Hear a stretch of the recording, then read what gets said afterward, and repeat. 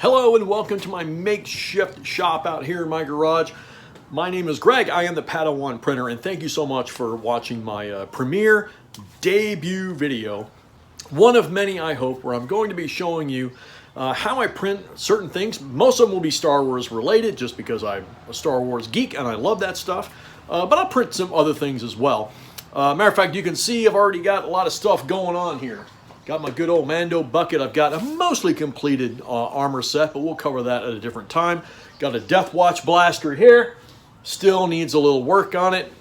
Never ends, right? I got all these 3D printing side quests I have to get done. But today, I want to show you a really cool lantern that I found on Thingiverse. And if you aren't on Thingiverse, you should be. There's tons of really great pieces, either free or paid, and I don't mind paying what little bit of money these artists charge because it's so worth it. If you have a chance, I always recommend giving a tip or tipping the artist if you use their product. Yeah. Now the story behind this lantern is really cool.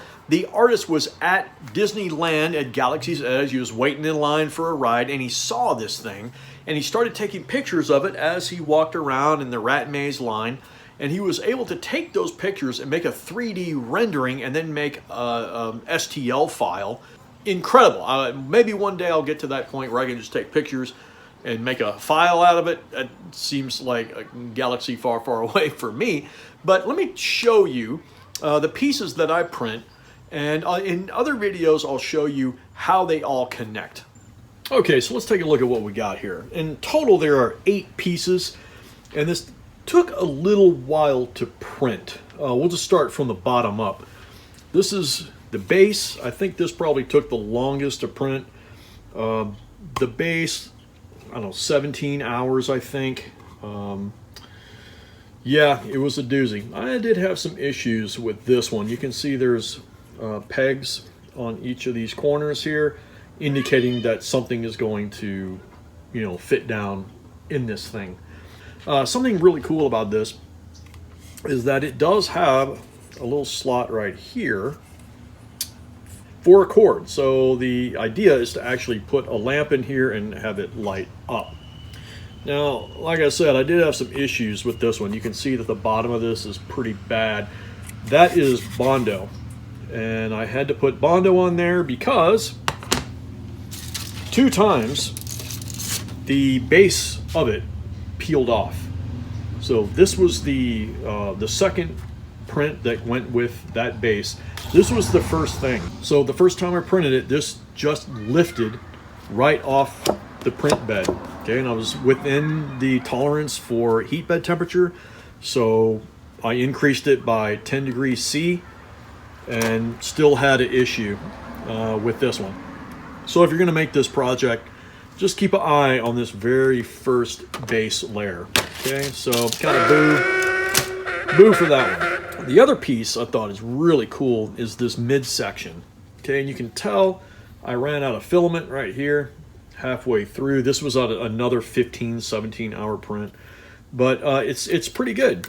It's pretty durable. I am a little gun shy on it just because it's just sticking to the base right here. Now you can see that all of these have a little peg, right? So that indicates that it will be attaching to something else. And I don't know when or how it happened, but one of them came off. So I don't have one there. I don't know what happened, but whatever. I'll figure it out. But the next 8 pieces are actually the slats that will slide in here. Yeah, and there's 8 of them. I originally printed them black and white. I wasn't going to paint this. I was just going to use these colors, but then, I've already learned, even in the short amount of time I've been printing, that every 3D print has to be sanded, and it probably has to be painted if you want to, have a good final quality product, right? So these things go in. Some of them I've tried. They go in pretty easy, right? Like that one. It's not too bad. But then some of them, they get stuck halfway down, so I'm a little nervous about that. And what I also found out was, even though I printed the black and the white and with the same printer settings, this is PLA and this is PETG. And I found that the PETG has a harder time on some of them sliding in. So I've had to actually sand the back of these and the sides so that it will fit in. But this one looks like it's doing pretty good. Yeah. But a secondary feature of this are the other slots back here, and that is where a piece of opaque plexiglass will slide in there so that you're not seeing the lamp in the middle. And I already have a piece. It's 12 by 12. I just need to get my table saw out and start cutting pieces to match the diameter, or the width rather. Yeah, so I think I can get them all with this one piece.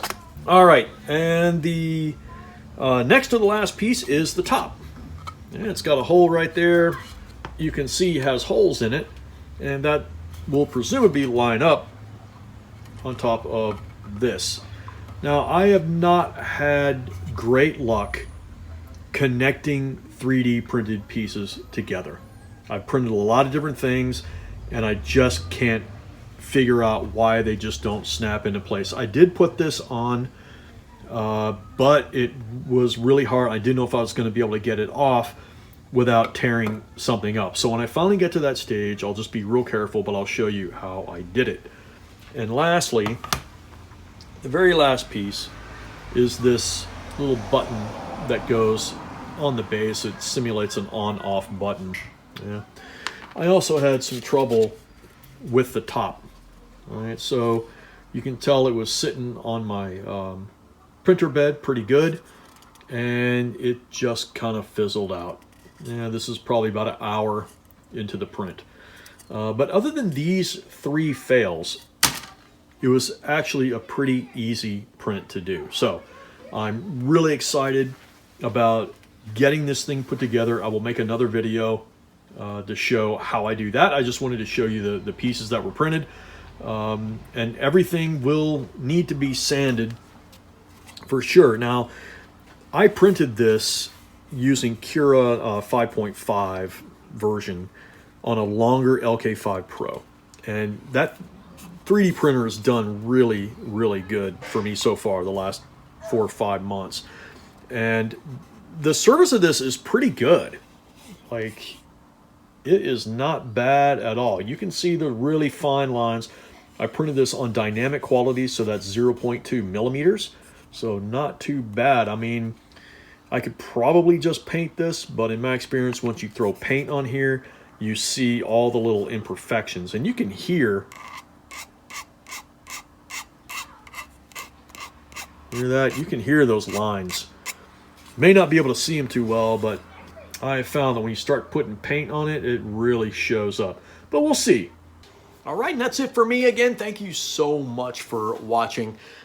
Please like and subscribe. It really helps, especially, these struggling artists like me.